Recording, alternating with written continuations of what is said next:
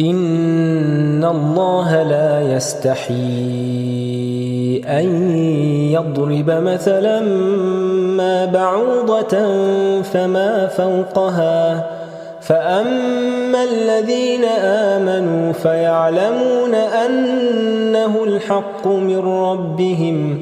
وأما الذين كفروا فيقولون ماذا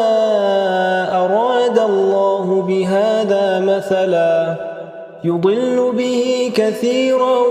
ويهدي به كثيرا وما يضل به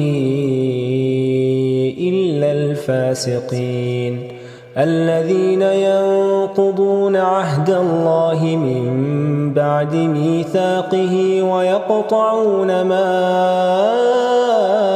أمر الله به أن يوصل ويفسدون في الأرض أولئك